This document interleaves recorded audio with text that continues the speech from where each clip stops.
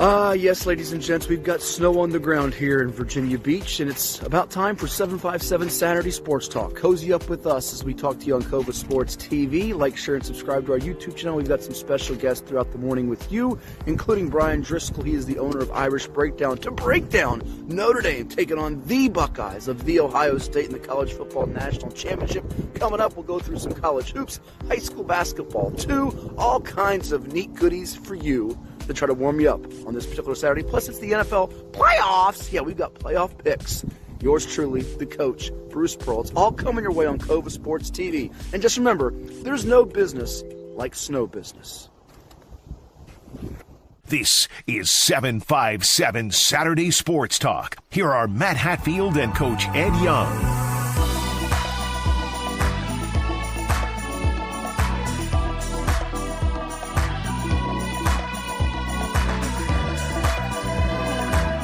Yes, good Saturday morning to all of you out there. It happened. We've got the white powdery stuff on the ground, even though Ed Young said we'd get none of it come January like he does every winter, proclaiming that it would stay away, stay away, stay away. And he's wearing that same Notre Dame hockey jersey for like the 17th week in a row. My gracious. You're wearing that jersey again? Oh, no, that's not that music, is it? Oh, no. Oh, no. They won 2 nights ago.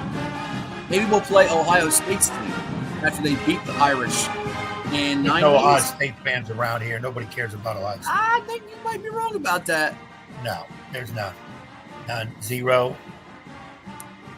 What's new in your world? Have you gone and shoveled the driveway like you're supposed to? So your dog can do his business outside? We didn't really get Yes, we did. No, I think No, what? maybe a half inch, maybe an inch. All kinds of snow. Shoveled the slush off the driveway, took the dog out. He ran around in the snow. It's been a while that he's been in it. I think for us, it's like 4 years since we've seen snow. For him, he was been about 3 years. 3. Trust me, because I remember it vividly. We had to postpone. Actually, we canceled one of our Virginia Preps Classic sessions that year, and they put me in the Spring Hill Suites right next to Chartway Arena so I could get to the arena to do the broadcast for our women's basketball game, which we have one today. If folks want to come check it out at 2 o'clock, it's Marshall, the Thundering Herd, reigning Sunbelt regular season and tournament champs, invading Chartway Arena to take on the ODU women. So if you want to check that out, you can do that. And there's all kinds of sports on TV today, all kinds of sports to peruse, and I know you will be partaking in a lot of that. Well, all the high school games have been canceled. Yes, in the area, including session 1 of the Virginia Preps Classics, which we hope, not finalize, folks. I think some people thought it was. We're hoping to reschedule that for February the 1st at Salem, but there's no guarantee on that. We hope to share more details and info if we are able to get that finalized and rescheduled. But we do have the Virginia Preps Classic next Saturday at Green Run High School starting at 2:30 with 5 games. And if folks are curious about those matchups, we will share those with you a little bit later on in the program. So all kinds of goodies, all kinds of things to go over, college hoops. Oh, I got a clip for you that you'll enjoy later in the show. But just lots and lots and lots of material and sports action, despite the snowmageddon that has hit and rocked our Commonwealth and the East Coast. Because, the schools up there in Northern Virginia, a lot of them have been out of school the whole week. The whole week. Ed Young's been out of school since September, so he says, big deal. Big deal. I've been out for a while. And it's funny, my perspective now is a little different. These kids need to be in school. They don't need to be out and home, run around the neighborhood. I got kids in my yard now. I got to tell them, get out of the yard, go on your property. They need to be in school. Back in my day, 2-3 feet of snow would drop. We'd go to walk to school in it. Didn't have the school buses. It was no big deal. We sat on a radiator to dry off, and that was how it was. You got to get your education. I don't want to be spending my tax money on kids sitting at home. Your tax money. It's all about you, isn't it? It's all about you and your world. Right. These teachers are not earning their incomes that they should be getting. You had 2 weeks off at Christmas. You get time off in the summer. Get these kids back into school. Okay. You done That's with all I got to say about your little diatribe? No, I have nothing to say about that. I just want to let you rant and show what a Scrooge you are, even after the Grinch stole Christmas 2 weeks ago, and you were, I think, in his costume. So No, I don't mind Christmas. I like Christmas. It's why Jimmy Butler's like he is. Back in his day, he probably didn't go to school a whole Jimmy lot. Butler, why are you blaming us on Jimmy Butler? Because now, he wants to be traded. He don't feel he can. That was last week. You're still on this Jimmy Butler kick? Well, you really are a grumpy old man. You know that? You are a grumpy old man. I'm sorry. No, I felt like it is. As you get older, you get more philosophical. You're more aware. You're more in touch with the surroundings. Is philosophical your adjective for grumpy? Is that your replacement? No, grumpy. You get up and you just mad at the world. I'm never mad at the world. I mean, I'm blessed. I'm happy. I'm glad that I can get up. So that part's good, but we just have to be able to look at things in a better perspective. The kids nowadays just have it too doggone easy. What's Dan out there doing? You should be cheery like our buddy Coach Dan Malloy making snow angels with his little guy. You should be out there in the snow helping the kids, putting a smile on the face instead of being so grumpy. I wouldn't mind whamming a few snowballs at the kids in the neighborhood. I would do that. You'd be throwing them at me, I'm sure. Oh, Jesus. I almost was going to drive to your place, and in a minute you would take one of the puppies out. I was going to just nail you with a couple of fastballs. I'm sure you would.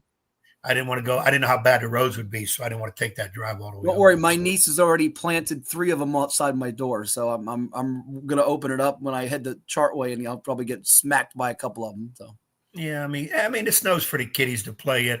I remember in the younger days, we go near my home. We had this playground area that was on a hillside, and we did sled riding coming down this hill. And I mean, we're at times we're probably going 30 mile an hour on those sleds because it turned into just ice. And then we just go off to the side into the bushes. It was crazy stuff. We'd race down, kids would be getting run over with the doggone blades of the sled. I don't even think kids know what a sled is nowadays. But we did all that, and we were out all day in the snow, freezing cold, whatever. But now the only time I have time for snow, Christmas Eve and Christmas. After that, give me 80 with a nice, warm, sunny breeze. I'd be happy. You're not getting 80 until probably June at the earliest. So you got to wait. You got to wait about 5 months. Breeze. We won't get summer breeze until that time in June. But it is the weather of the football playing people. There'll be some games on today. The game of interest I would have on is tonight later. It's my Steelers. What happened to your Raiders? What happened to your Raiders? Now it's your Steelers. Everybody's asking what's happened with the Raiders this year. They'll be going on their 5th coach in 4 years. You can apply. You have nothing to do. Why not? Why don't you put your name in?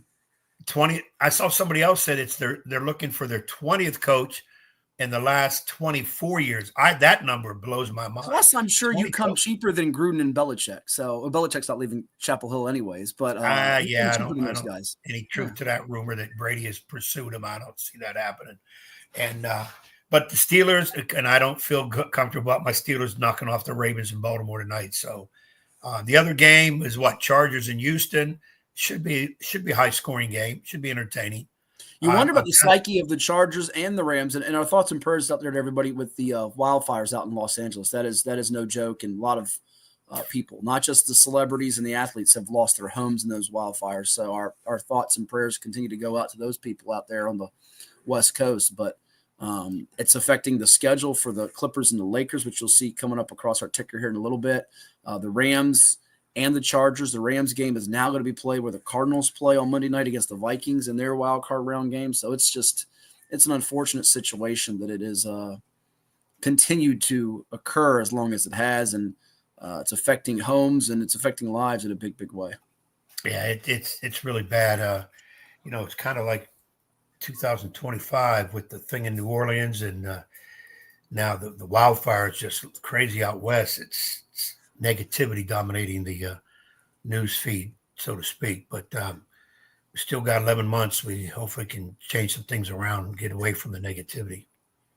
Yeah. How about the game last night, though, for a second, before we dive into high school hoops, and we'll play some clips. We've got some interview guests. We've got Bryan Driskell of Irish Breakdown, who, by the way, I think has the most viewed video. I could be wrong, and if I'm wrong, I hope Chuck, Nick, Jack and the boys from CoVA Sports TV, correct me, I think his last appearance still is the record for most views of any interview we've had on CoVA Sports TV. So he is in high demand and popular, Mr. Bryan Driskell. And I'm sure, of course, Ed is going to say it's because Notre Dame's popularity is through the roof. I knew that's exactly where you're going. Nothing to do with Bryan, nothing to do with college football. Yeah, there you go. I knew that's where you're going to go. It's all about Notre Dame. So, which you're not entirely wrong in thinking that has an element to do with it. But yeah, I mean, what Bryan does is good, but it has a lot to do. Notre Dame is a worldwide brand, not just the United States wide. It's a worldwide brand. So. We can touch on our game in a second, but how about last night? Texas is knocking on the door to tie it up at the goal line, and Jack Sawyer, which is just a great name for a defensive player and a linebacker, Jack Sawyer. You just think about Jack Sawyer, good old Jack Sawyer chopping down the tree in the back. I mean, you just think of him with bloody in his nose. Jack Sawyer strip sack, scoop and score. And the Buckeyes go on and win it. And by the way, Caleb Downs gets the INT to seal it. He helped set the edge on that second and goal play where they were at the 1, and they lost 7 yards. And then they got to 3rd and goal, incomplete, 4th and goal. Then Sawyer made that memorable play that will go down in Buckeye lore. But heck of a ball game. Trevion Henderson, we were watching the game after our Maury Lake Taylor hoops game we took in on Friday night. Henderson with that screen pass, you looked away from the TV, you thought it was a kickoff return he took right away. But my goodness, the Hopewell High alum, boom, and you see how explosive he can be, which he showed a lot of folks around the Richmond area and across Virginia during his high school days at Hopewell, with really one of those game-changing plays before halftime. Otherwise, Texas might have been in an even better position to tie or take the lead and win the game. Yeah, I had picked 36-28 Ohio State when it was 7-0 for the longest time. I thought it'll be a struggle for the winner to get into 20 points.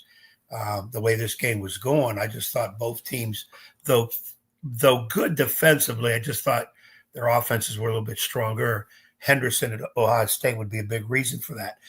He's made some big, long touchdown runs this year.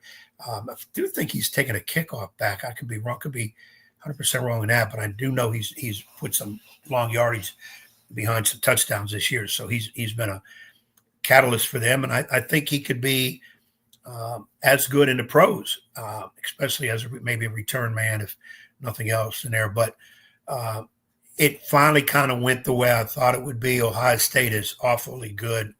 And how about that nugget right there by Lynn? Jack Sawyer went to the same high school as his great nephews and nieces. How about that? Okay, a little small connection there. I get that one. So, I mean, he's an Ohio kid, which most of the guys on Ohio State, they recruit the state extremely hard and obviously get the pick of the litter in Ohio as well as nationwide. By the way, Ohio State not just recruiting Virginia well over the years. You think back to Jalen Holmes, who, by the way, plays for the Washington Commanders, doing a great job for them, who will be in action tomorrow night in the NFL wildcard round against the Tampa Bay Buccaneers and Baker Mayfield. And they've had other players that have come from VA to Ohio State. Penn State recruited the Commonwealth well with 3 impact players, and Tony Rojas from Fairfax, the linebacker there, as well as Katron Allen, the running back who started out at Norview High School in Norfolk. And then how about Tyler Warren, the tight end from Atlee High School, who was just a monster. I know he's a big fan of his is our buddy Pat Doolan, the AD at Smithfield. If he's out there watching, loves some Tyler Warren. He's a 3-sport athlete from Atlee that played baseball, basketball, and football and projects as a first-round pick. But Ohio State is going to be playing in the championship from the Big Ten, not Penn State, who lost narrowly to your Fighting Irish. And Lynn, if you cannot tell, Ed's got a lot of concern on his face because he told me last night as the game was approaching halftime, I feel pretty good if my Irish are playing Texas in this championship game. I don't feel so good if it's the Buckeyes. And in fact, the odds makers tend to agree with you because the Buckeyes have been installed as a 9.5-point favorite for next Monday night, I think it is, for the title game coming up, as they try to deny Notre Dame from winning its first championship since when, Ed? Is it 1988? Is that right? 88. Going back to Lou Holtz, the great Lou Holtz. Yeah, going back. But I tell you what, I think you have, we've talked about it before, I think you have maybe the 2 best safeties in the sport with Watts from Notre Dame and with Downs from Ohio State in this game coming up.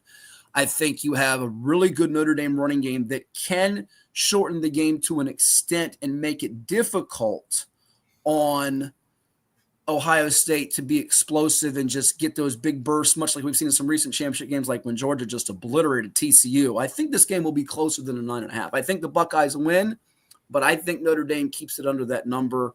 And I think if they hold up in the line of scrimmage, which Ohio State's had some ups and downs there, especially blocking, going back to the Michigan game, I think this game will be tighter than some are expecting. A lot of people are saying this is just going to be a blowout. And look, Jeremiah Smith was not as loud last night as he was in the game against Oregon when he put on a show. And Ibuka is a problem defending him as well. So if the Irish secondary can step up and keep those two at bay, you might have a shot there for a championship celebration. You never know. Riley Leonard versus Will Howard. I don't know that there's a quarterback edge for Ohio State. I think that might ultimately be a wash, though I think Leonard can make a few more plays with his feet than Howard can. Yeah, I agree with you. I think Ohio State is overall a better team. The wide receivers are scary. I think the big key will be the Irish have got to put a ton of pressure on Howard in terms of getting him to run. He's good, but I also think he can be the reason they falter. He at times this year he looked sloppy. It's just that he had the right people around him, and they got a tremendous offensive line, which will make it hard for the Irish to get to him. But you might say, well, come on, that's the secret of everybody on defense. Get to the quarterback, you're going to cause problems. I just think with them, it's even more so because if he lets his running backs or gets the ball to those receivers, it's going to be a long night for the Irish chasing people all over the field. But I'm like you, 9.5. I would think the Irish can cover it. I do think the Irish can win it. I don't think this is way lopsided as some people are beginning to think. I think that 9.5 will come down before game time. The Irish have some people hurt. That's the other thing that were hurt in the game against Penn State. And they've had people out before that. So that can mount up on them and also be an issue. But two backup offensive linemen, pretty much you won with. And then you had Steve Angeli come in there, peanut butter jelly time, as they say, for a series at quarterback, and you somehow persevered. And but just like Ohio State, you had some amazing plays too. The Mitch Jeter 41-yard game-winning field goal where we both thought it was going to be hooked right. Jack Kaiser and Xavier Watts combined for 18 tackles. Kaiser at linebacker, Watts at safety. And that amazing interception by Christian Gray, number 29. If you don't get that, you don't win. And the sophomore wideout, Jaden Greathouse, with 7 catches, 105 yards, and that 54-yard game tying TD. When you texted me, this game is over, we're dead in the water, ye of little faith. How dare you do such a thing and doubt you're Irish? It looked like it definitely wasn't going to happen. The interception was like, oh, boy. And then here they come. Was it 3 plays later they scored the touchdown on the long pass, which I didn't think was capable of happening for them at that moment either. But they have to play better against Ohio State. If they play like they did against Penn State, they do against Ohio State, they definitely won't win it. And I think it was one of their more probably maybe after Northern Illinois game, their worst game of the year against Penn State. That last quarter changed a lot, obviously. But the first 3 quarters were just hard to watch. Had to keep a lot of things out of arm's reach because I'm about to break stuff in this place.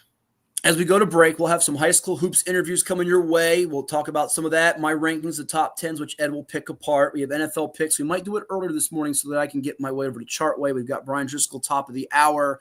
It's scrolling across our ticker, Ed, as we go to break here. I want to get your quick thought.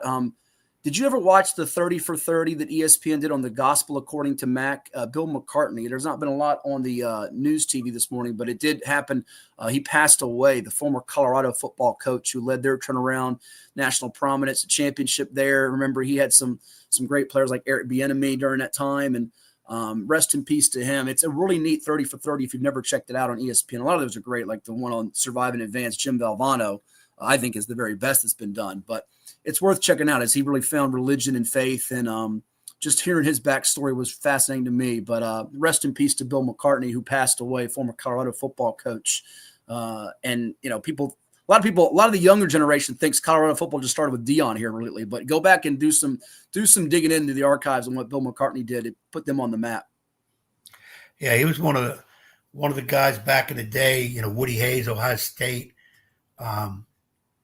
You had Fairbanks at Oklahoma, Jimmy Johnson, Oklahoma. Schembechler, Michigan. Yeah, Schembechler. McCartney was in that group at Colorado. Barry Switzer at Oklahoma, right. Yeah. Tom Osborne, Nebraska. McCartney was in that group where Colorado used to be a football power when he was there. And then pretty much after he was gone, it went right downhill to nothing. And then lately when Dion got there, it all of a sudden raised the roof again. But McCarty was a good one. He really was a tough one. So rest in peace, Tim. We'll come back with more here on 757 Saturday Sports Talk. You'll hear from some of the coaches like LaVar Griffin of Oscar Smith, Kenneth Harris of Green Run, Darren, D. Nice, Sanderlin of Maury, as their teams got some key victories in the past week. But first, let's hear a word from some of the sponsors that make it possible for us, like Dairy Queen and John's Tax Service. We'll be back in just a moment on CoVA Sports TV at 757 Saturday Sports Talk. What's up at DQ? Oh, just the best deal ever. The $7 bacon cheeseburger meal deal. Bacon cheeseburger, fries, drink, and a sundae. No time to be modest. It's all full size for just $7. Right now at DQ. Happy tastes good.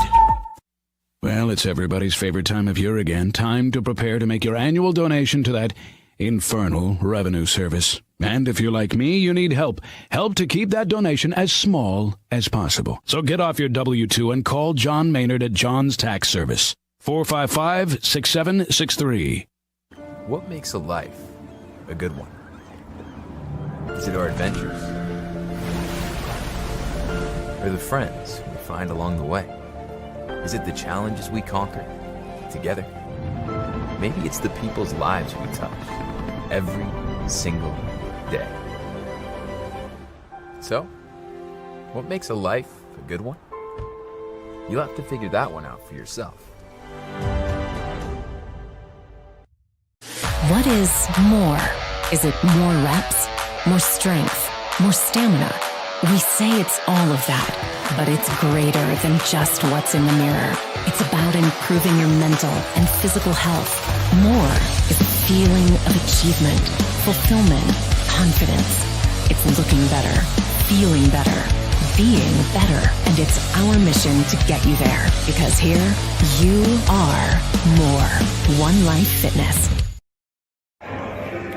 All right, here with Oscar Smith head basketball coach LaVar Griffin. Tigers win it 66-59 over Norview here in the VA Hoop Fest to remain undefeated on the season. Coach, I can't recall the last time your team shot 1 of 12 to begin a basketball game. What do you chalk that up to? Because you're known for knocking down shots, running and gunning, and you got down 14 in the third quarter, but you found a way to come back.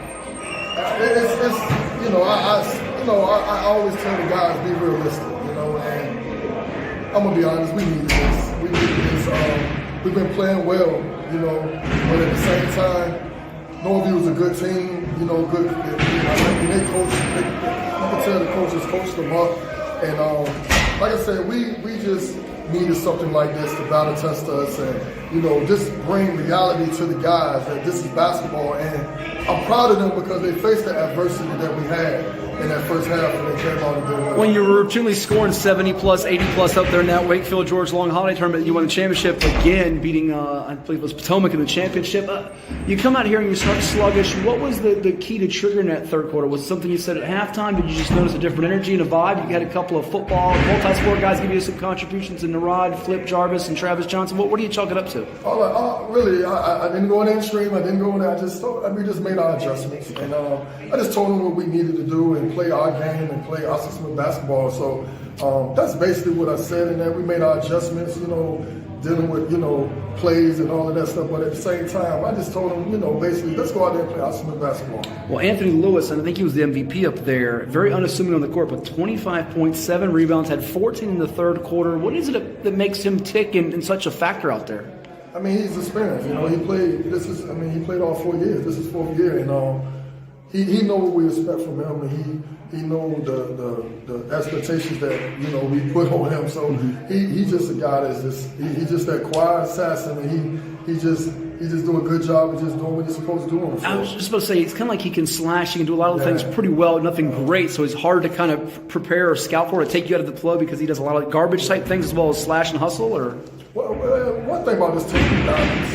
Ant is a part of that. He's a big part of that. So we balance out, and it's any given night. But Anthony has really came a long way, and he's progressed a lot. And you know, I get at him a lot, and you know, since he was a freshman, but it's paying off. You know, it's paying off now. It felt like your floor balance, you rebounded a lot better in the second half. Is that something you noticed, especially when you had Johnson and Jarvis inside kind of cleaning the glass for you? I mean, that's the key to us. You know, rebounding and playing defense. That's something I preach all the time, and like I said, we just made our adjustments at halftime. I just told them, like, this is what we do. Let's do it. You know, so yes, it was more of, you know, we needed to rebound better, we needed to play better defense, and we did that. And we knocked down some good shots. You know? And lastly, on this quest to get to the state championship, which we know is the ultimate goal for you guys, to get a battle like this, and you could have more coming with a Varina, a Green Run, Kings Fork within your district. What's this do? Does it kind of bring out the best in your guys and show what they're made of? Yes, it definitely do. You know, I didn't want to have a schedule where I was just playing. You know, I want us to play guys and teams that are good, and that's what we're doing right now. So the next couple of games are going to show us a lot where we are, and this is just all about getting us prepared for the playoffs, and that's what it's all about. But at the same time, we have a lot of experience in that room, and you know, I ain't gonna say it makes it easier for me, but it makes it much, you know, where we can get more done and stuff like that. So I'm very excited. I'm excited for them. You know, like I told them, we faced our adversity tonight. Now we got to get back to practice and fix some things. Well, nice to come back to start off 2025. Thank you so much. All the best. This is 757 Saturday Sports Talk. Here are Matt Hatfield and Coach Ed Young. So you heard from LaVar Griffin, head basketball coach of the Oscar Smith Tigers. They're still undefeated, and in our Class 6 top 10 rankings on VirginiaPreps.com, they're number one. Maybe Ed will chime in a little bit later with his thoughts on what I should do in terms of resorting the rankings if we show you those. But your thoughts to that, and what do we have on deck? We got some more sound. What do you think of? You've watched Oscar Smith a couple times. I know they're among you have a top 5 in the area, don't you? I think I have a top 20. Oh, do you? Okay. But we'll just start putting that up every week. The Ed Young top 20. Let people yell at you instead of yelling at me, because I'm getting tired of getting yelled at by people. Let them yell at you. Well, I mean, you're used to it. It's normal for you. You do a great job, but you goof up some things at times. So people have to keep you grounded, which I try to do pretty much through the show and some other things too. I goof up because I've been poisoned by the goof gas that you and others be spreading my way. That's what it is. The goof gas. You remember Winkle goof gas? Yeah. Yeah. You got to be careful who you hang around with. That could be another reason, because it could rub off on you. That could be a problem. And they don't even know they have it. That's the problem. Matter of fact, it's a good phrase. A lot of people have goofy gas about them, and they don't know it.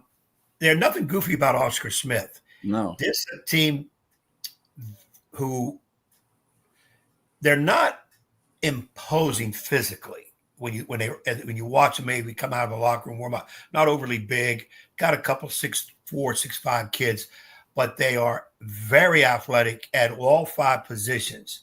One of the few teams in the area that can really say that and do something with it.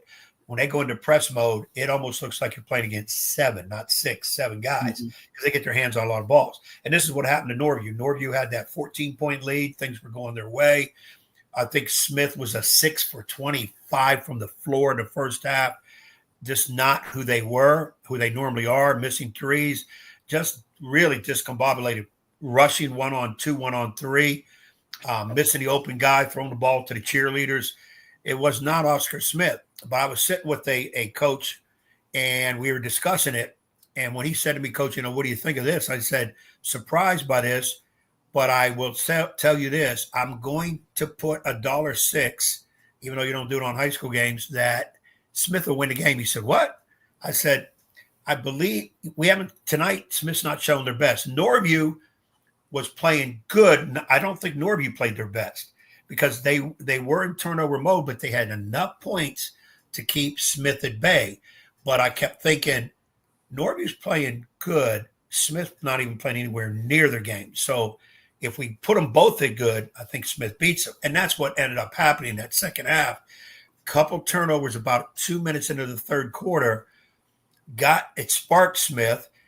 And Norview started getting a little like, what are we doing now? And they kind of got away from each other. And they took rush shots. I remember Rick, the head coach over at Griffin over there at Norview, taking the timeout and telling them, calm down. And it's funny to hear him say that because sometimes Rick got to calm down on that side, and he can really give it to the officials or whatever. But point was well made that they were just coming down and taking the first shot, not the best first shot, just taking a shot. And when you're playing a team like Smith, got to be disciplined. You've got to, even though they're good on defense, they're a quick hand team. They want to get the ball and they want to go. You've got to make them play 3-4 passes into your offense. And then the goal of every offensive possession is to get a good shot. Everybody thinks, well, you got to score every time. You're never going to score every time, but you have to get a good shot every time. Norby was not getting good shots. They were taking rush shots. And then if you take a lot of shots and don't get the rebounds you should, now you're running down the floor on defense all the time. That starts taking its toll. And Smith did what they do better than anybody I've seen here. They get to the hole. They get to the hole and they convert it. And then if you foul them, we're going to the foul line for the and one. And that's how that lead came up. And they turned it around to what, 12-point win? And got it done pretty comfortably, yeah. Like that. So Smith is at the top of those rankings. And I would 7-point win, 66-59, 7-point win. Okay, 7-point win. I would think they deserve to stay up there. As he made a key point in his interview, they're a veteran team. He doesn't have to say a whole lot to them. They know that. And he made another good comment at the beginning of the thing. I'm kind of glad it happened. He didn't like it while he was sitting through it, but I know what he's talking about. I've been through this many times too, that it's like you say to yourself, we kind of need a loss to wake us up, though we don't want it. They didn't get a loss, but I think at the end of that game, when he looked around the locker room, he probably didn't have to say much. We cannot play this way against good teams. We will get ours. And this time they were able to get away from it and get the win. So it's a good lesson from them. The kids have to understand how good you are. You got to come to play every time. And you see who they got coming up a week from tonight. It's a matchup at Green Run High School, part of the 5-game lineup of the 16th Annual Virginia Preps Classic. You see that January 11th, Salem High School. That's going to be obviously rescheduled. We tried to reschedule, I should say. You can get your tickets on GoFan coming up this week. Maury, South Lake. You'll hear from Darren Sanderlin in a moment. Catholic Verona, Kempsville, Norview, Bayside, War Hill. So let's hear from some of the competitors that the Tigers will take on next week, shall we not? Yeah, as a matter of fact, it's kind of neat you put that up there because Smith is going to have a big game next week against Green Run, who I've seen play 3 times this year. And those fans, by the way, we know this. We've been to road games for both of them. They will travel, so there will be a lot of people in attendance. You better get there early. It's a great matchup. And it'll be another game where – and I've seen Green Run play where they got behind early, and here we go against good team, and then they were able to work it out and get the lead. One of those games was Lansdowne, which we happened to see the other night in a jam-packed gym over there in Lansdowne, where they got down a little bit early. Not great, but they got down to a good team. Lansdowne's a very good team. Young, it was deja vu from the Hampton game, wasn't it? It was deja vu. It was the same type of game, essentially. Well, when Green Run played Hampton, that game was 9-0 before Green Run woke up. And I'm kind of surprised, and I told Coach Harris, you're kind of lucky to win that one because Hampton's pretty doggone good. And to have they blow a 9-0 lead on their court. Of course, they're playing Green Run, which was a very good team too. But I said, you better thank the Lord for that one every day. And then here they come against Lansdowne. Lansdowne is shooting the ball well. They got a pretty much 2, 3, 4-point lead throughout the game. And then in the second half, that kid who is that kid? Kass Jackson, that kid for Green Run, the point guard, took over again like he did at Hampton. Yeah. And, I've seen a lot of games so far this year, and he would be in my top 5 of players on the court that I've seen. He carried them. He can get the ball to people, but he puts the ball in the basket the right way. He gets to the foul line. He makes a key defensive deflection or a steal at the right time. Heady ball player. He kind of picked that Green Run-up team, which is more of a veteran team than Lansdowne. And I think a little bit more athletic than Lansdowne. But Lansdowne is a disciplined team, a hard-nosed team, one of the best defensive teams in the area. They're governed by 2 young freshmen out there who really can play it. And Damian Robinson, Rashad Shaw, they got bright futures, those 2, yeah. And I don't know if you can rely on freshmen. It's middle of the year. When you get into playoff time, you can say, well, our freshmen have played a lot of games. We can rely on them, but they are freshmen. You got to remember that. Green Run can rely on seniors like Kass Jackson.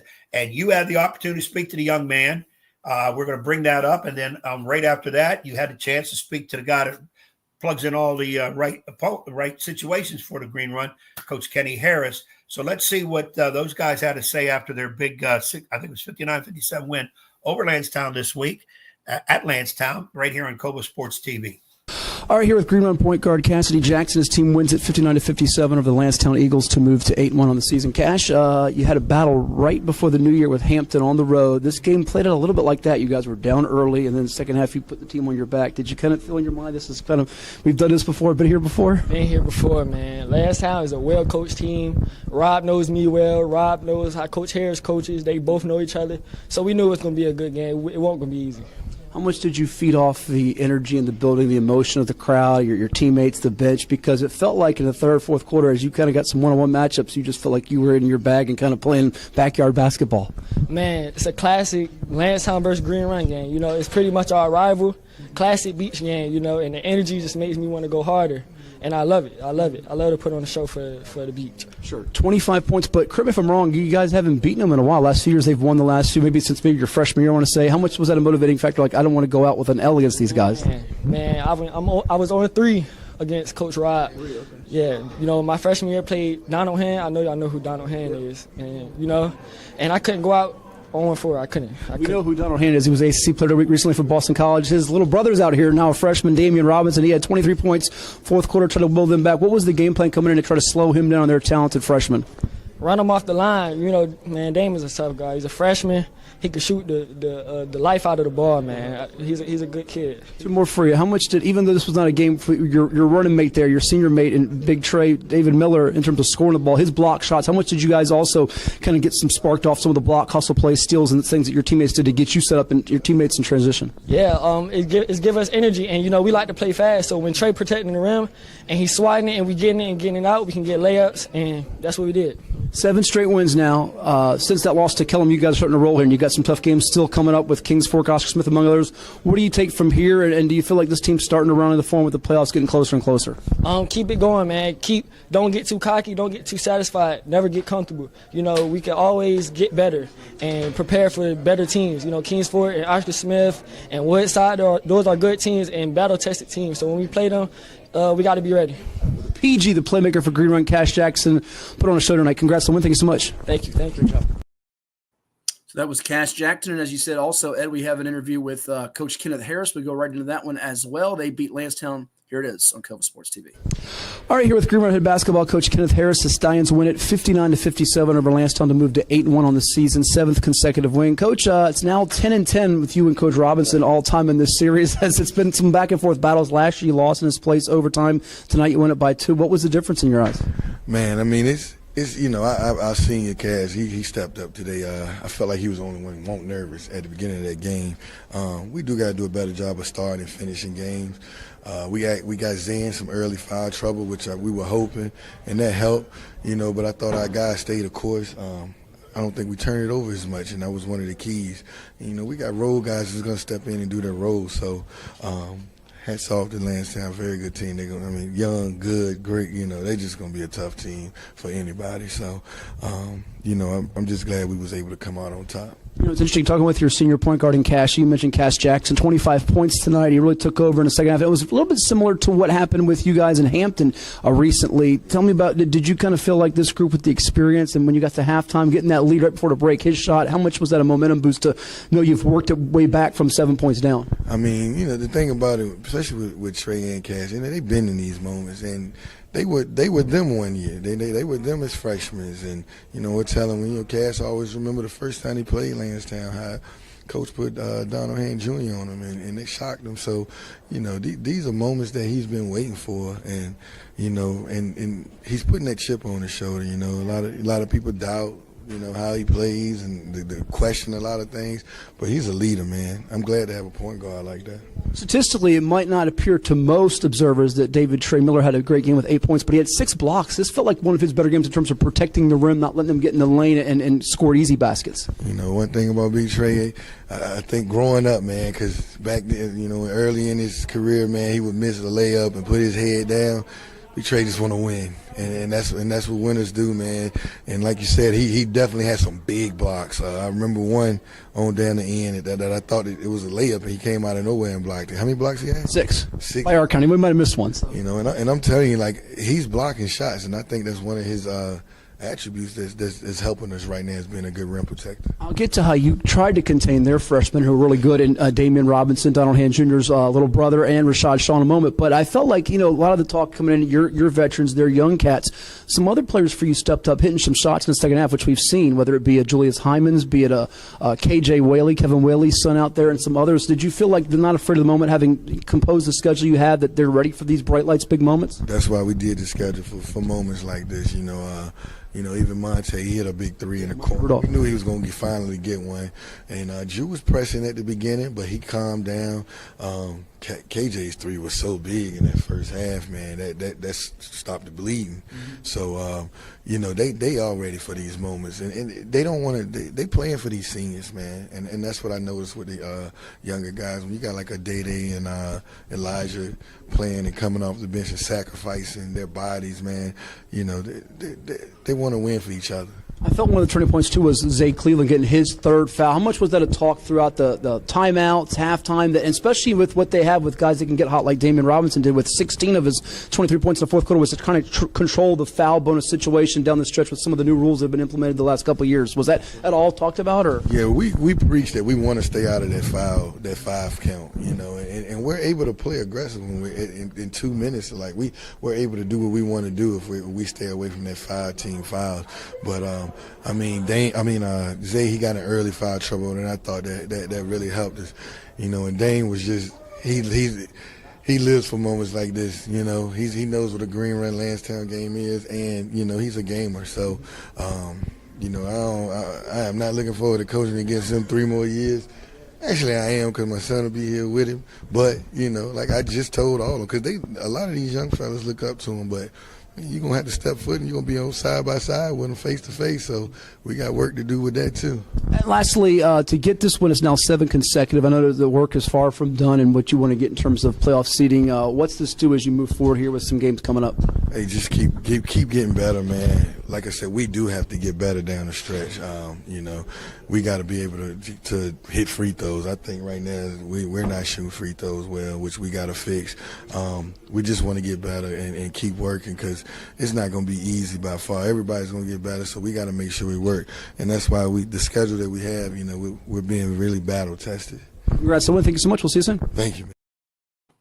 So that was Kenneth Harris, head basketball coach at Green Run, who Tim Wolf chimes in, former AD at Green Run for a brief period of time, also Kempsville for many, many years. We love Tim, ran the region tournament for 5A for a lot of years and helped take care of us when we did a lot of games there, our broadcast at the Norfolk Scope. So shout out to Tim for tuning in this morning, Ed. But Kenny Harris's Stallions win it, as they're now ranked in our Class 5 top 10 on VirginiaPreps.com at number 4 at 8-1. But we've got some more scores scrolling across our ticker, and it also gives me an opportunity here, a chance to promote VirginiaPreps.com. Sign up today to get all of our premium content, recruiting news, all the different items we bring you, from interviews to stats and scores and free message boards too, and then the premium breaking news items, but a chance to give you a chance to break down my top 10 and tell me where I am right and wrong as we get ready to go to break here, and then do one more interview, some NFL picks, and bring in Bryan Driskell from Irish Breakdown to talk about the upcoming national championship and those big wins for Notre Dame and Ohio State the last 2 nights.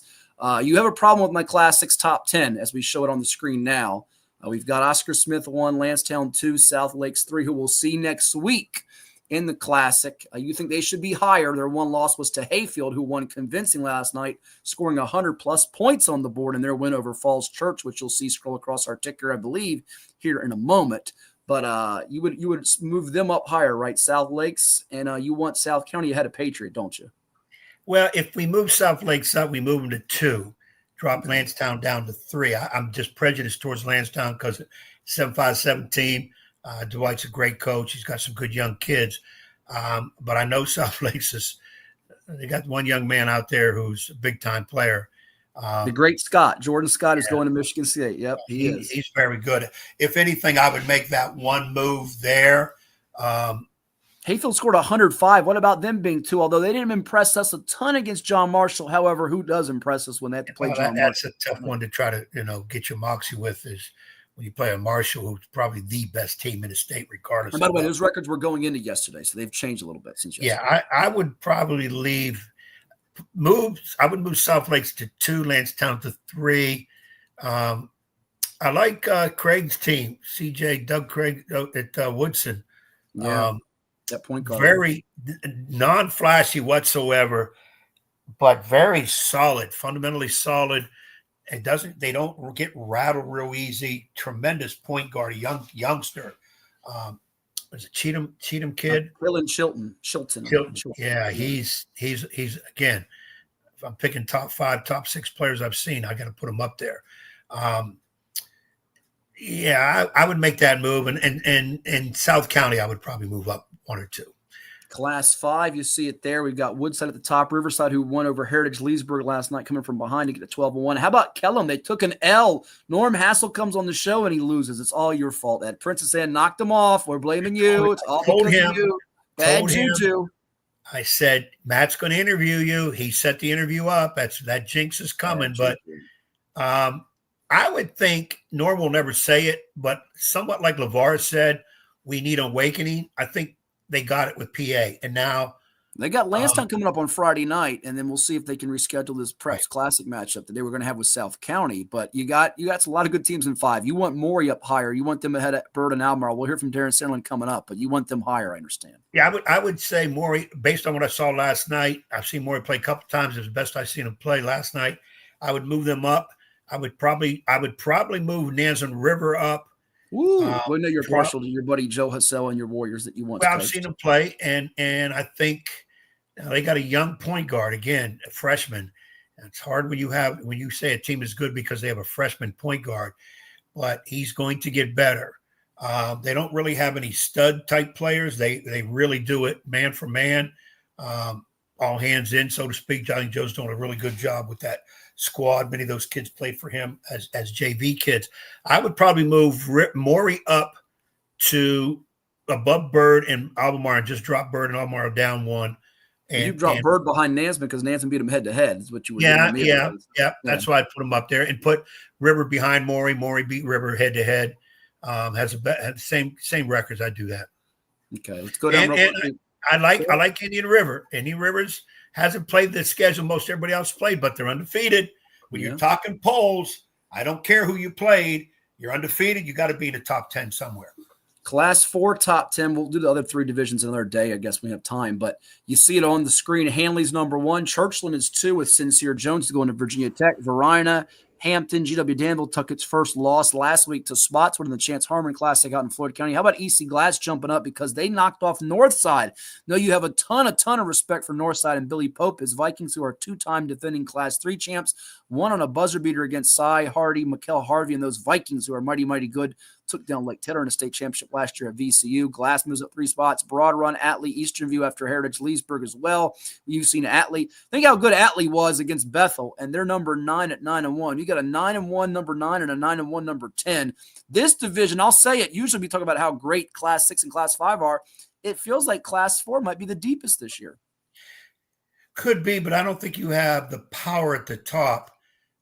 In my opinion, not seeing a lot of those teams, I put Hampton up there. I wouldn't put them number 1, but they want to start. But they've dropped as time goes on. I think they'll be back up there. Verona will be back up there.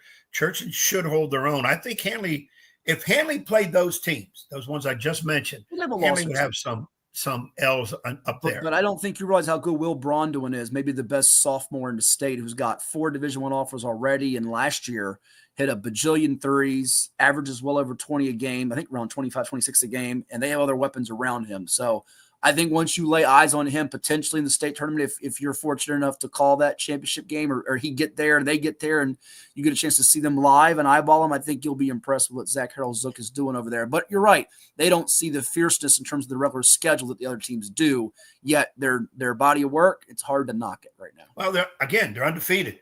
Yeah. And you got to give some kind of credence. I don't care if they're playing a bunch of elementary schools. They're undefeated. They've beaten the people in front of them.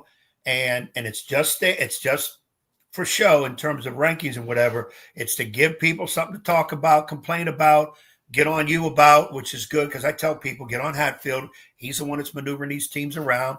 Get on him, and it creates excitement. That's the whole idea of rankings, create excitement. It doesn't mean they're exactly right because, shoot, any of them teams at the bottom can end up being a state champion. We'll come back with more here at 757 Saturday Sports Talk on CoVA Sports TV. Let's hear from Town Bank and Chicho's Pizza. And we got some more sound, including Darren, D-Nice Sanderlin of the Maury Commodores. Stay tuned. As a banker at Town Bank, we believe that people bank with people, not with banks. You're looking for an actual personal relationship, and that's what you get at our bank. You get that person that gets to know you, gets to know your business, is there for you. I think that is what motivates us, what drives us. And the idea that we are trying to serve others and enrich lives, I think is very true.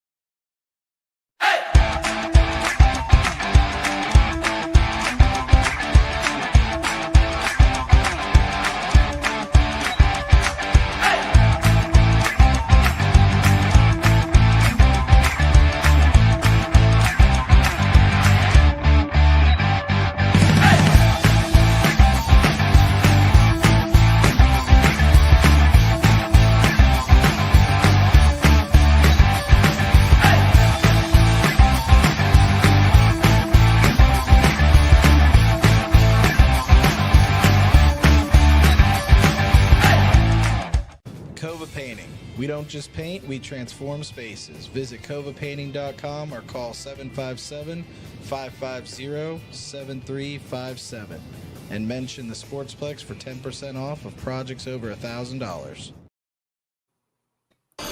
All right, here with Maury head basketball coach Darren Sanderlin. His Commodores win at 68-60 over the Lake Taylor Titans to move to 8-2 on the season. Coach, free throws win ball games tonight, 23 of 25, including a perfect 17 of 17 from two of your senior leaders, Adrian Newton and Javion Green. So you can't get on them about foul shots, can you? Awesome. Yes, sir, they did, because Lake Taylor wasn't going to quit. They wasn't going to quit, and they kept fighting. I take my hat off to Coach Yogi and the Lake Taylor Titans for just an awesome competitive game. I'm glad we're the one that was on top, but as far as good basketball, crowd energy, and all that, this is what basketball is about. We spoke with you before this move, going back to your roots here in Norfolk, taking the job a bit more after a couple of seasons at Kempsville. What's it feel like to be back here and seeing the packed house in Norfolk, these rivalry games that you were part of as a player and also as a coach at Booker T? Momentum. You got to keep momentum on your side in these type of games. The competition, the kids know each other. They grew up together, so the competition is really strong, really tough, and it's the will to win from the kids. How have you adjusted to them and they adapted to you? We're still learning. We're still in the process of learning it to make sure that I got everybody on the same page. Well, it sure looks like your point guard's on the same page tonight.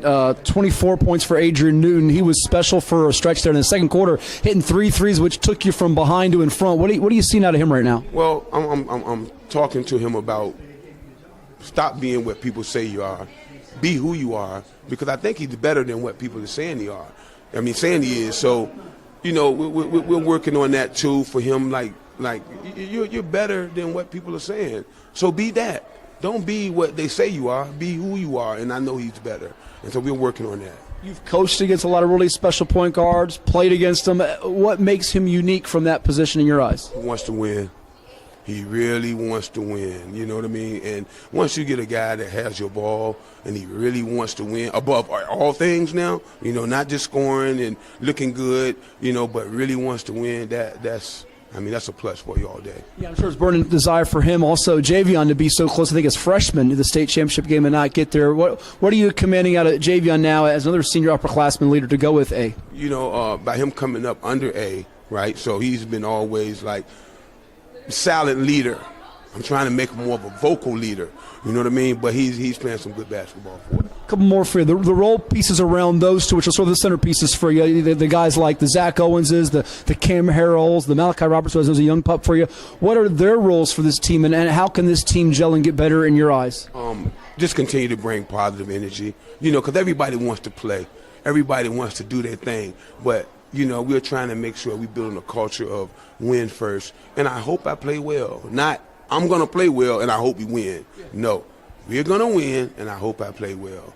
And lastly, what are you hoping to see here? You got a regular schedule always in the Eastern District when you play the teams in Norfolk and Portsmouth, but you played Verona here recently in the holidays. You got South Lakes coming up in our Virginia Preps Classic next week with the state player here going to Michigan State and Jordan Scott. What are you wanting to see out of these matchups before the playoffs to get yourself ready for that quest? Just us getting more focused, more locked in with principles of the game. You know what I mean? It's a way to play basketball, and you got to play basketball a certain way if you want to be victorious. So that's one of the things that we're going to have to keep working on, principles of the game. Coach Sanderlin has the Commodores on the right track. Thank you so much. All the best. Thank you, Matt. Appreciate it. Hampton Roads has a long-running high school and college sports tradition. It's time to give them the spotlight they deserve. This is 757 Sports Talk. Here are Matt Hatfield and Coach Ed Young. So you heard from Darren D-Nice, Sanderlin of the Maury Commodores. Their team victorious in its matchup on Friday night over Lake Taylor, 68-60. Ed, what'd you think of that group led by Adrian Newton and Javion Green, as they appear to be one of the best around in the 7-5-7, and that matchup with South Lakes next week should be a fun one. Ordinarily, you might say that's an appetizer for the nightcap with Smith and Green Run, but that can be the main course right there for you. Definitely can. There's going to be some really good athletes on that floor, two really top-notch coaches. And, of course, Jordan Scott is, a D1 type player. Not that he's the only one. Newton kid for Maury. Decent, strong point guard, can score it, can run his team. I saw a better Maury team last night than I saw him earlier against Nansemond River. Maury brings a physicalness to the game at all five positions. Mr. Green, their biggest kid, I think, again, I've seen two games. He needs to play more around the key area, the high post to low post, to use his strength and size more than out on a perimeter. I know sometimes it looks like Darren plays a 5 out with movement and a lot of perimeter type screens to get kids free, create one-on-ones, because most of the time his kid one-on-one is going to break people down. But I'd like to see him play a little bit more inside, draw the defense attention more to him, which I think would open the perimeter more for that mid-range game that he had talked about. And Maury was good under Brandon Plummer, who now lives in the city. Mm-hmm. And you heard Darren in the interview talking about getting the kids to play, basic basketball, the principles of the game. And it just shows the difference among coaches. Because Darren's very good, well proven, just like Brandon. Brandon, as a young coach, has done absolutely tremendous, state title and all that. But sometimes it's how a coach brings a certain approach to the game, and their principles aren't that much different. Philosophies can be a little different, but it's about getting the kids to play together and to play every possession hard. And when they say, "Well, what does hard mean?" Execute, do what you're supposed to do. If you're on defense, disrupt what the other team wants to do. Get missed shots, get loose balls, create your offense. If you're on offense, what do? Well, the goal of every offense, I'd said earlier in the other interview, is you have to get a good shot on offense. Mm-hmm. And you do whatever that takes and put the ball in the hands of the kids who normally can make a majority of the shots. That's usually called good coaching. Can't just have any joker firing up shots from whatever. That's bad coaching. And then if you're not making shots, get to the glass for offensive rebound. Try to get your second, third opportunities before you have to go back and play more defense. And so when we say play hard, it's the idea of giving 100% at each time. And I think this is what Darren is trying to talk about. At times, his kids seem to fade a little bit. And when you play a team like Lake Taylor, who is very good also, and Yogi Edwards, that coach at Lake Taylor, is trying to do the same thing with his kids, is, okay, you're going to have a possession or two, things don't go your way, but you can't fall apart. You can't go one on whatever. You can't get away from what our philosophy is and what we've been teaching, what we've been doing in practice. Because as you move on into playoff time, the teams are better, stronger, more quick, physical, better coached and all that. It's going to be tougher to win. It's some little things that you can rely back on in these other games to get it together. But I thought Maury really held their own, and great atmosphere, jam-packed gym. I mean, shoot, you always stand in during the games because you're covering them. I had to stay in the whole game because there was no seats. So I was sitting on the floor taking pictures, but I sometimes you're on the floor taking the pictures. I'm not getting on the floor taking pictures. It'd take me forever to get back up. But I enjoyed watching, even though I'm standing for the game, because it's an intense game. And I'm, like I said, when I'm watching these games now, I'm coaching, I'm re-coaching, I'm re-educating myself as to what move would I make. I see what Darren does. I see what Yogi does. Okay, what would I do? Who would I put in? Would I switch the defense? Would I change up an offense? Who would I take advantage against? Where is the part? Because a lot of times on offense, it's not everybody can do what they want. You kind of find out what's weak on defense and attack it and keep attacking it till they stop it. So this is what I'm trying to re-educate myself into. Also watching officials, how they call games, because the game last night was officiated okay, but it was physical. And some teams can't play that way. Those two teams can.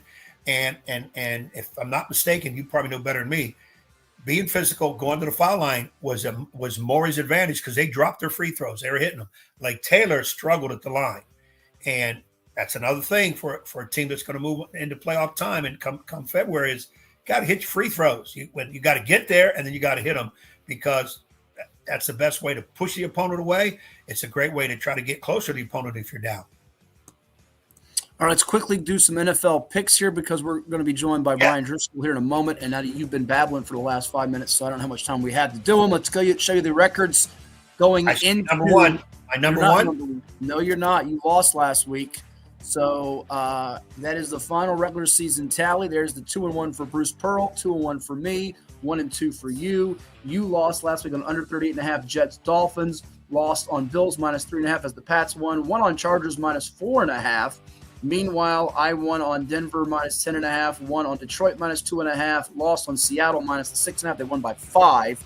Bruce won on Texans +1.5, a 23-14 winner. Panthers +7.5. They won an OT 44-38 at Atlanta. Lost on Dolphins +1.5. So Bruce beats you for the regular season, 31-23. Congratulations to Mr. Pearl. 29-25 for Ed Young. 24-29-1 for me, which is just miserable, disgusting, and just very, very, very, very, very rotten. So let's get to it here. Bruce's picks for this week. He's got the Chargers, the Eagles, and the Bucks. Chargers, Eagles, Bucks. Chargers -3. Eagles -4.5, Bucks -3. We do have Bryan Driskell coming up here in just a moment, Ed. So make them snappy. You get to go first. I take 2. Then you take 2. And I take the last one. Go ahead. All right. So we're picking from all the playoff games, Point correct? Spread. No. Point spread or over under. You take 3 games. We're not picking every game. Okay.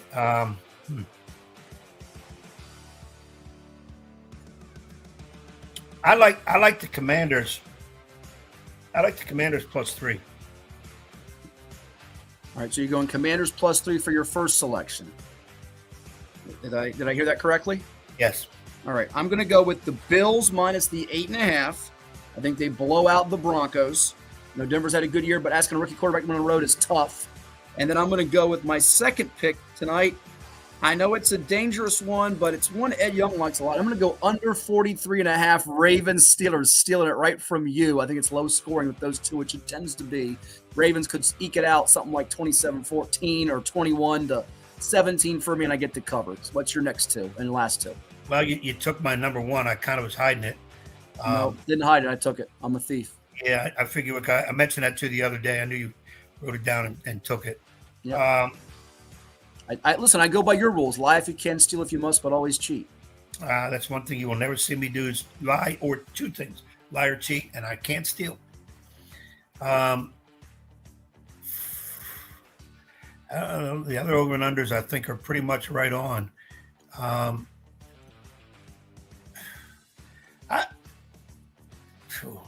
going to go Chargers -3. This is what he does when he's stalling and not ready, ladies and gents. What's your last pick to go with Washington +3 and Chargers -3? I want to do an over and under so bad, but Who won? Nothing's stopping you. my eyes are telling me to stay away from it. Stay away from it. Stay away from it. You're going to get burned. I do it. I'm going to go over. Packers, Eagles, over 45.5. Ooh, with both quarterbacks dinged up. That's you're a dangerous man living on the edge there. Give me 46. I am going to take an over/under as well, but I'm going to surprise you. Actually, you know what? I already took one. I'm not going to take that. I thought I was going to go, and I'll let you know that later. But my last pick, I will go with. I think it is going to hit. Yeah, I will go with the Chargers minus the 3, just like you. So all three of us agree on that pick. We can take the picks this week, not multiple, but we can take one of the same. So to recap, Bills minus 8.5, Chargers minus 3, and under 43.5 Ravens Steelers for me.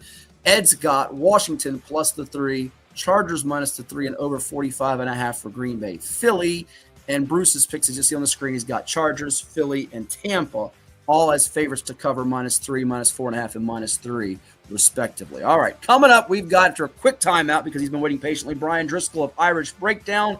He's been one of our most popular guests that we've had on the show here, and you'll hear from him when we come back here on CoVA Sports TV. Now, this quick word from a sponsor or two that help make it possible for us to do the show with you, CHKD, one of those, CHKD Sports Medicine. I'm Dr. Mark Cardelia, orthopedic surgeon and surgical director of the CHKD Sports Medicine program. We see a lot of knee injuries in student athletes these days, and many of these are ACL tears. Parents often ask how to know when a knee injury may be serious. The most obvious symptom is severe pain or swelling in the knee joint. Your child may have heard a pop when the injury occurred. Look for signs they can't put weight on the knee around 48 hours after the injury, or if the knee feels unstable or wobbly. Those are all signs you should see a CHKD sports medicine specialist. Our sports medicine physicians, surgeons, athletic trainers, and physical therapists understand the needs of growing athletes and tailor treatment to fit each child's age and level of activity. Our goal is to accurately diagnose the problem in a timely fashion and provide the treatment that will ensure a safe return to activity. Kids want to play, and we want to help them get back in the game. To learn more, visit chkd.org. Sports medicine at CHKD. We're more than a hospital. What's up at DQ? Oh, just the best deal ever. The $7 bacon cheeseburger meal deal. Bacon cheeseburger, fries, drink, and a sundae. No time to be modest. It's all full size for just $7. Right now at DQ. Happy tastes good. I grew up here. I know this town. I know the people here. More important, they know me. As a banker at Town Bank, we become part of the communities we serve. The people who bank with us, our members, know us. When you bank with Town Bank, you'll know your banker. You'll know you can reach us, and you'll know we're here for you.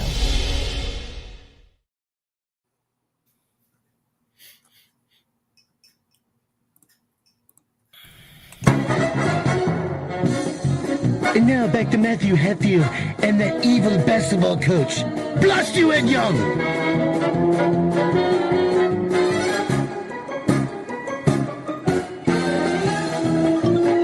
And we're back here on 757 Saturday Sports Talk. Like, share, and subscribe to our CoVA Sports TV page on YouTube, also on Apple, Spotify, Virginia Preps, as well as Instagram, X, all those good platforms, Facebook too, LinkedIn. And we have a special guest with us. You can check out his work with Irish Breakdown. He does fabulous content and work for them on Notre Dame football, recruiting, and so much more. We say hello to our pal Bryan Driskell. Bryan, I guess we can say Happy New Year. It's 11 days into 2025. Yeah. It hasn't expired yet as far as saying that. Maybe not. I don't know. But how's life treating you? Well, hey, you know what? Notre Dame has won 2 college football playoff games in 2025, so it is a very happy new year indeed. There's no question about that. Yeah, Ed is excited about that as he has the coach. Jersey on. He's so thrilled beyond belief. And listen, I will say this to you: as we're watching the game, he from his home, mine from me from mine. He says to me, this thing is done. We're losing the game." And the next thing you know, the Irish get that Jaden Greathouse 54-yard game-tying touchdown, and he's back in it. And he even thought the kicker was going to hook it at the end. I actually kind of thought he might as well, because it tends to go that way sometimes with Mitch Jeter with the 41-yard field goal. And all your years of watching Notre Dame football, covering him, Bryan, where does this one that they just had rank in terms of exciting finishes? And certainly the magnitude's got to put it, if not at the top of the list, among the best games in the last 20-plus years, correct? I mean, it's the biggest game Notre Dame has won since 1993 when they beat number 1 Florida State. I mean, it's when you think of the type of game they had to win. I mean, it's different than how Florida State went in 1993, because in 93, Notre Dame, led that game. They were up 24-7 at one point in time. But when you think of the finish, you've got to make a big stop on defense to win the game. They did that in 1993. You think of the magnitude of the game. You know, I mean, that puts you one game away from playing for a national championship. If they beat BC the next week, they're playing for national championship. And you know, this is a program that hadn't won a New Year's Six game since January 1st of 1994, just a little month after that Florida State game.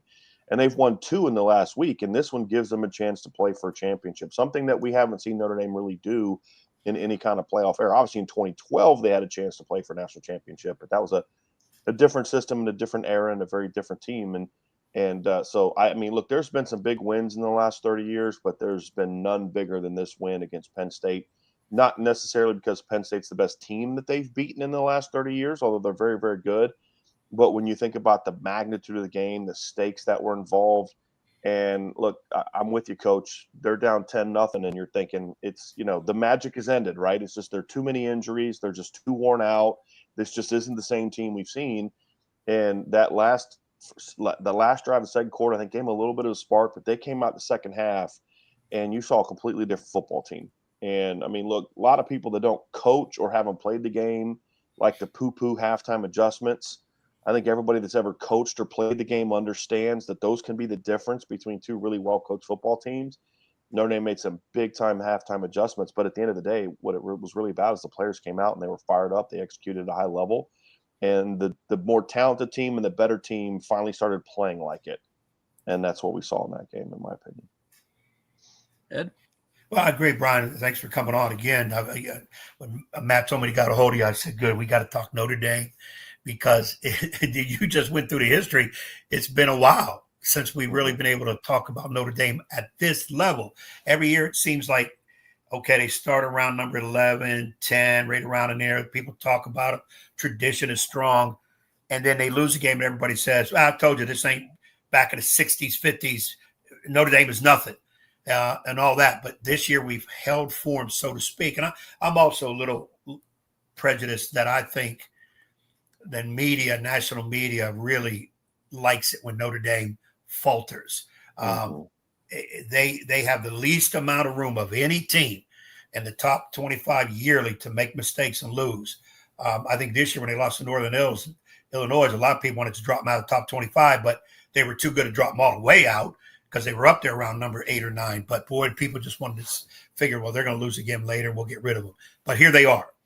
And the Penn State, and I watched every play against Penn State, which is my second best team, by the way, grown up in the Happy Valley area. I was worried because Penn State, even though they don't get a lot of credit either, they Franklin lose all the big games. They're a solid team.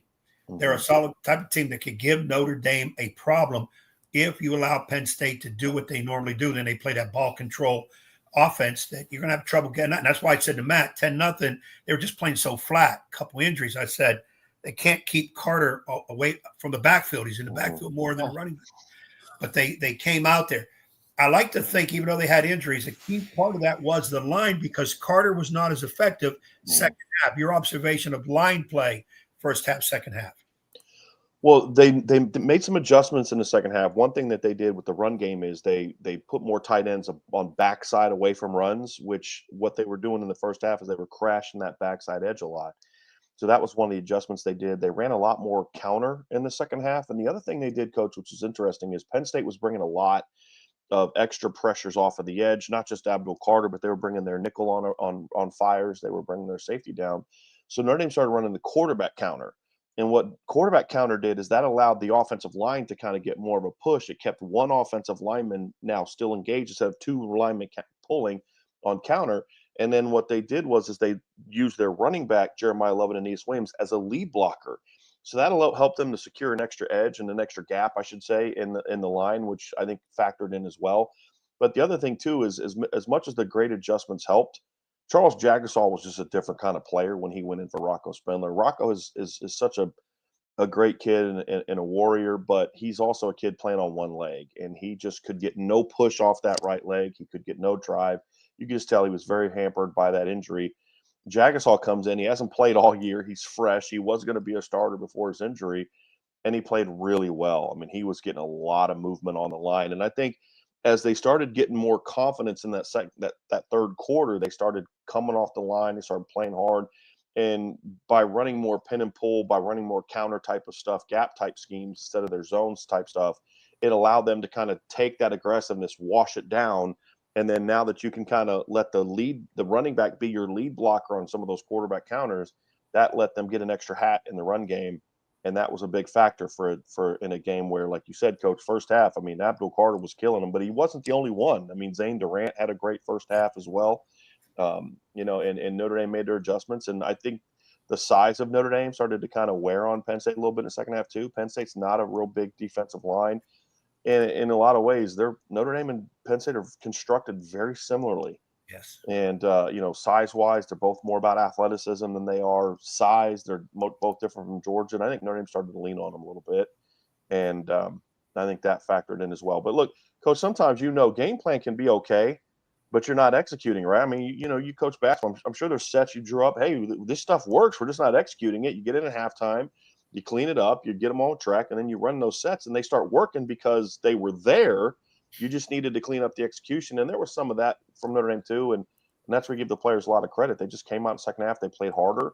They were just played with a little bit more urgency from a tempo standpoint, and the execution got better, and combine that with some adjustments. You saw Notre Dame absolutely rip Penn State up. Guys, they had scored 24 points and had 261 yards of offense against Penn State in the second half.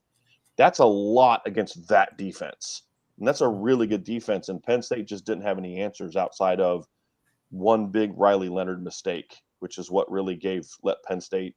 If it's not for that interception in the second half, I think Notre Dame might have kind of started to run away with that one a little bit. That allowed Penn State to kind of get back in it. And then it was a battle, until the very end. Well, and remember, Penn State had won 21 straight games when leading at the half, had 141 yards rushing and a touchdown second half. Not the case for that running game, led by a couple of guys in Nick Singleton and Katron Allen from our backyard in Norfolk there at Norview High School. One of the comments said, give Marcus Freeman his flowers. I want to ask you, and I'm sure Ed will chime in on this with you too, as we get ready to turn the page to the matchup coming up with Ohio State as the Buckeyes held off Texas. A couple of memorable plays from their defense at the end with Jack Sawyer and, of course, Caleb Downs with the INT. You have maybe the two best safeties in the sport going at this one with Watts for Notre Dame and Downs for Ohio State. But Marcus Freeman, someone posed to me yesterday, Brian, I will to you. I mean, Nick Saban's gone now. You don't have Urban Meyer in the sport.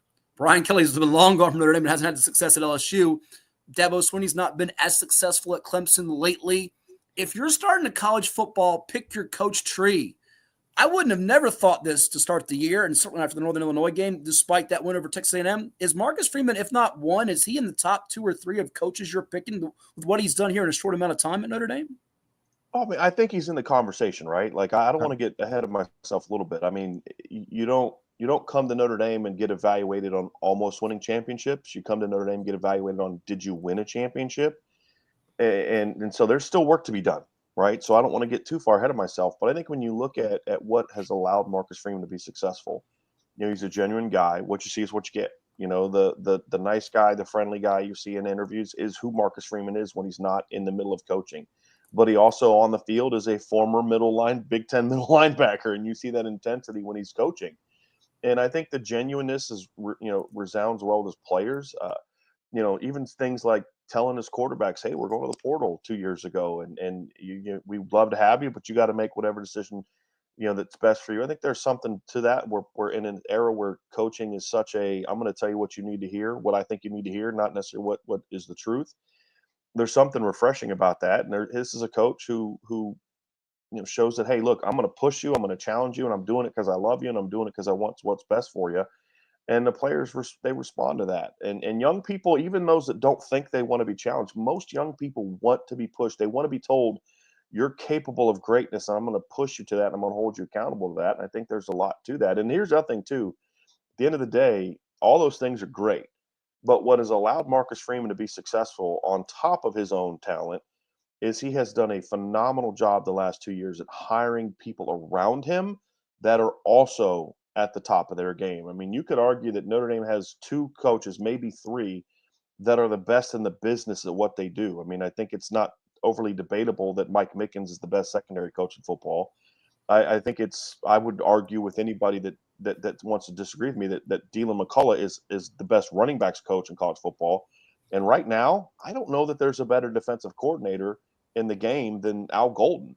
And then you throw in, Mike Denbrock was a Bros Award finalist last year.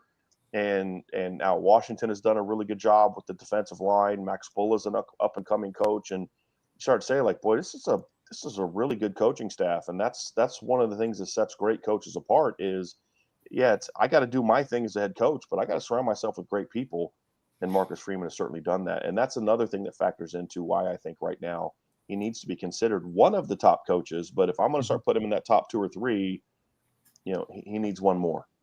Yeah, certainly getting the big wins over Kirby Smart of Georgia, Ed and James Franklin and Penn State these last 2 rounds. The ladders, he's climbing the ladder here in a short amount of time. Kirby still got those 2 rings, though, right? I mean, he got the head-to-head, but Kirby still got those 2 rings. And if Ryan Day – if Ohio State wins, now Ryan Day's he's 3-0 against Notre Dame, and he's got a national championship. So that's 2 coaches that I think are ahead of you. But Dabo still got those 2 rings, and Dabo beat Notre Dame the last time they played. So I think this game is needed. I mean, Marcus Freeman has just entrenched himself to me as a top 5 to 6 coach. There's no doubt about that. Mm-hmm. There's no question about that for what he's done in the last 2 years.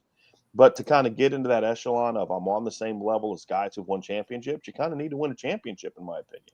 No, it's and fair. that's and especially at Notre Dame. Like it'd be different if we were talking about like a different program where you're having a season like the program has never had. Like let's just say somehow like Kenny Dillingham upsets Texas last week and they're playing in the semifinal. You're like, oh, you know what? This is the best I've ever seen. This guy is.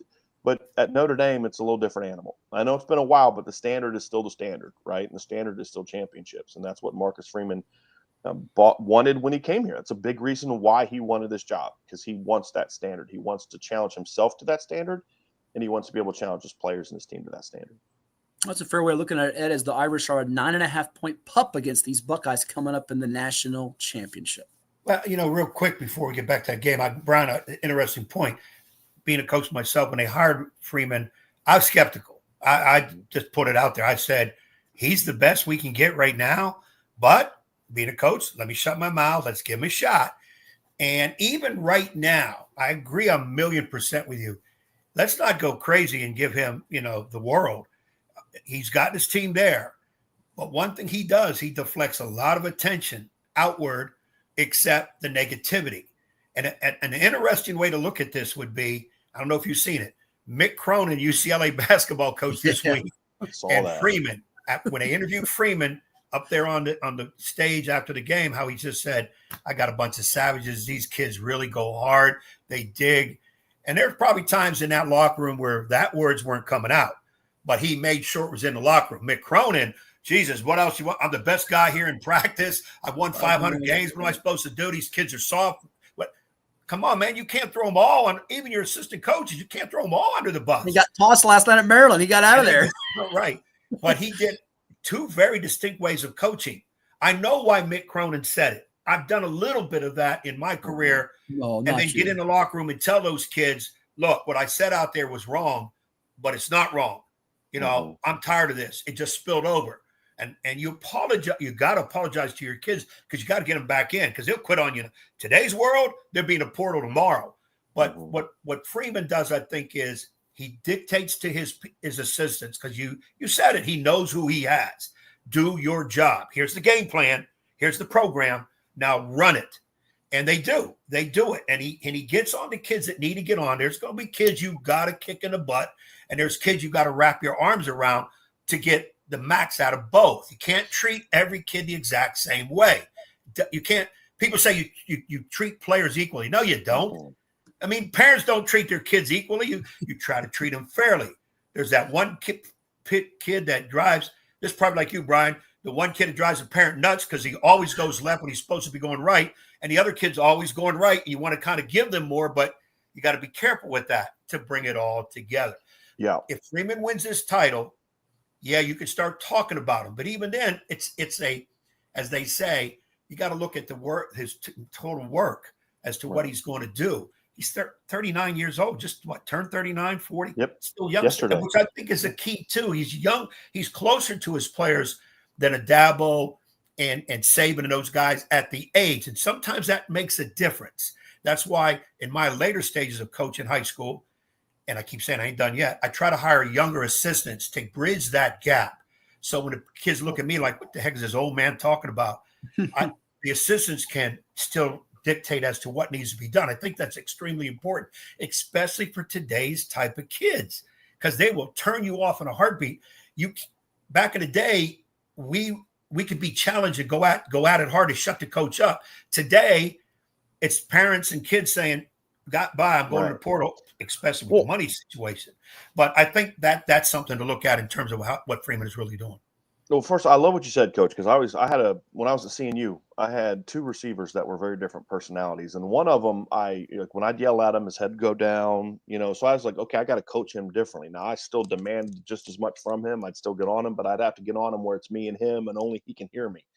I had another player who was a drill sergeant. His dad was literally a drill sergeant, and he only responded to really more of to him, just that's how you talk normally is yelling. You had to really be clear that I am not happy right now. And so when their careers were over and one of them was looking to get into coaching, he said, "Hey, why did you treat me this way and a guy this way?" He said, "Shouldn't you treat all players the same?" I said, "No, you treat all your players fairly. You don't treat all your players the same, because everybody learns in a different way. Everybody takes criticism in a different way and coaching in a different way." So I love that. But the interesting thing that you hit on, Coach, was Marcus Freeman is young, so he can relate to his players naturally because they are similar in age, where if I'm 60, I can kind of okay, I can pretend that I like your music, but I don't. I'm still listening to 90s rap before you were even born. But what Freeman was able to do, which I think has actually given him an advantage, is because he is young and has the relatability, he could then go hire veteran coordinators to that like Mike Denbrock, who's 60, and Al Golden, who's almost 60, who have been there, because he can bring sort of the relatability. He can deal with the cultural things. He can build the culture of the program. And now he's got these veterans that are really good at what they do. And I think that has helped him a ton, because like you said, if he was an older guy, then you now have to go get younger coordinators maybe to kind of help with that. And he was able to go get veterans. But I also think it speaks volumes about him to go hire a guy like Al Golden, who's been a successful head coach, who's been at Miami, who's been in the NFL. There was with Marcus Freeman, there's no insecurity about, well, gee, what if he does a good job? Maybe people like him or whatever, which the previous head coach had a lot of that. If you started having success as a coach, he'd start kind of undermining you. Marcus Freeman doesn't have any of that, because he has a set saying that he says, look, team glory brings individual glory, right?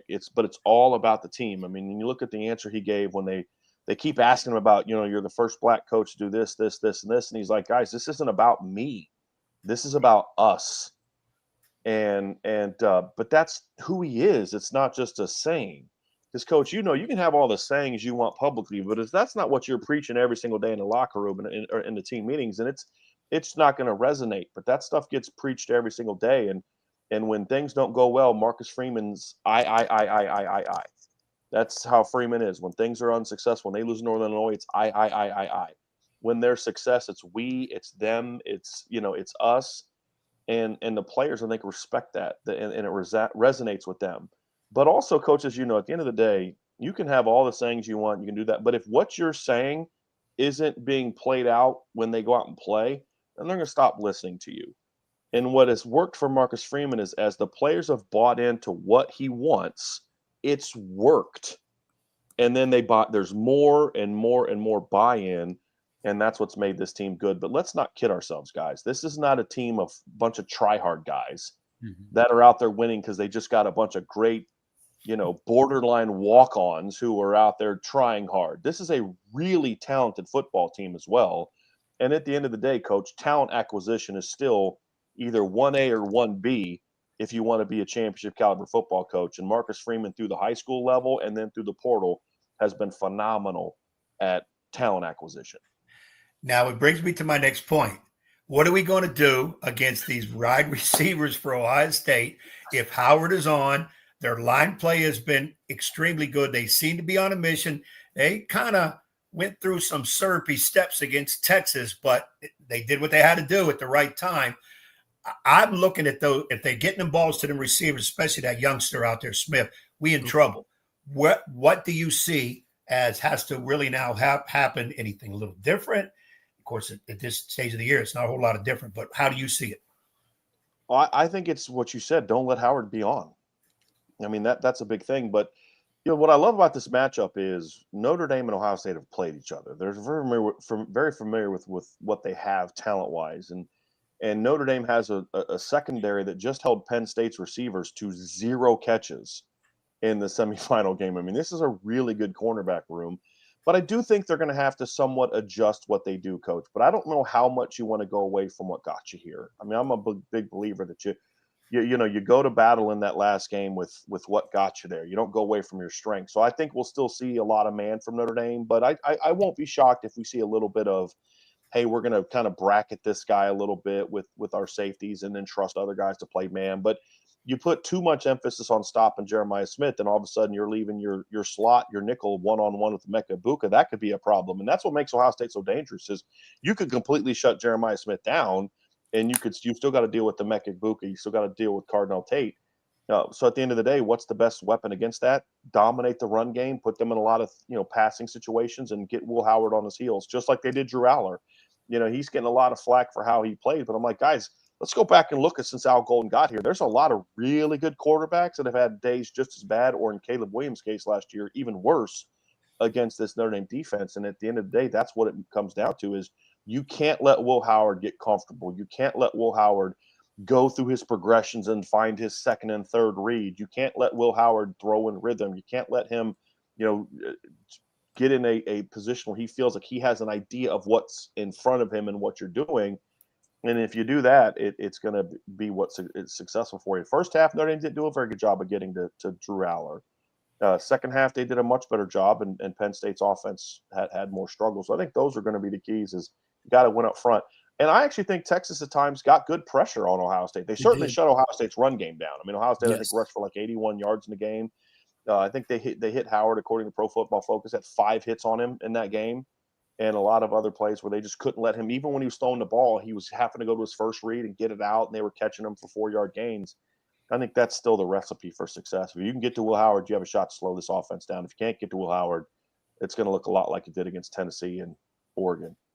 Last one from me, and I'll let Ed finish up with you. I want you to also tell the fans how they can check out your work with Irish Breakdown, what you have on the social pages and online for folks that are big Notre Dame fans or college football fans. They could be a fan of Ohio State, whatever it is in the sport.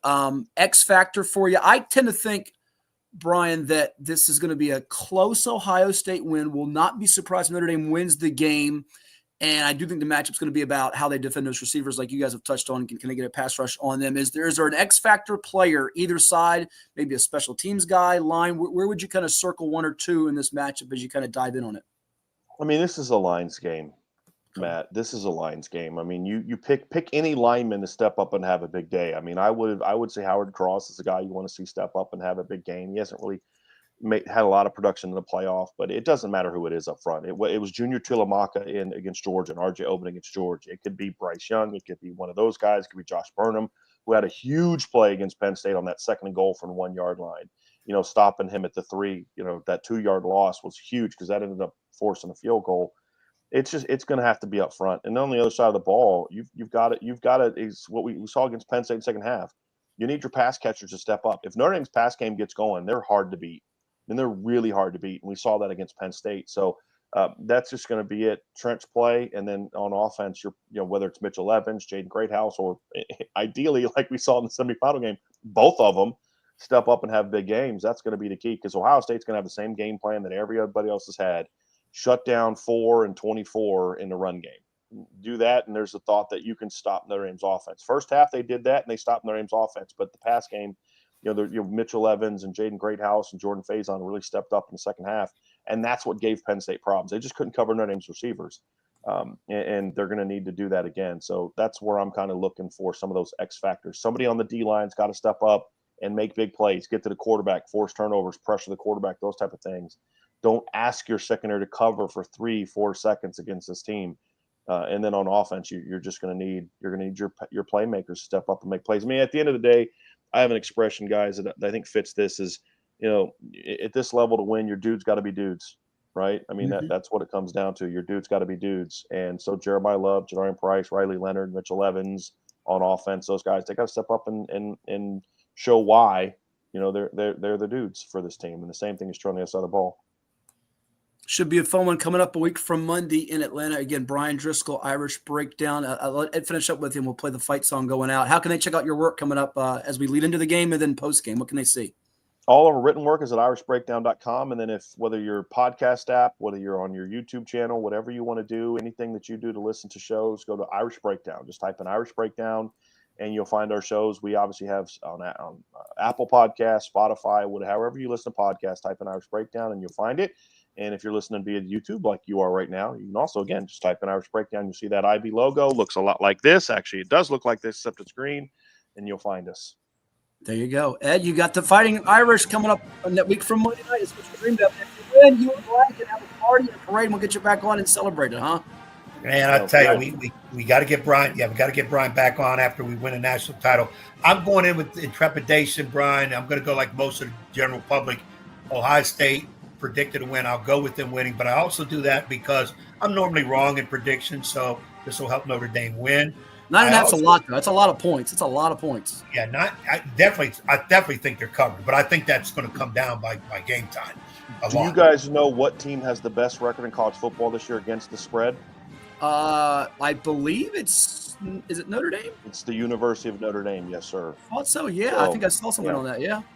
Look, I like this team, Coach. I do. I think that it's all about matchups, and I think they match up. They have areas where they match up well against Ohio State, like Texas did.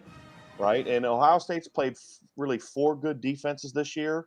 3 of them kept them in the 20s or less. The only one they really torched was Tennessee, who just didn't want to be there that day. I mean, they just didn't want to be there. So I think Notre Dame does some things that match up pretty well.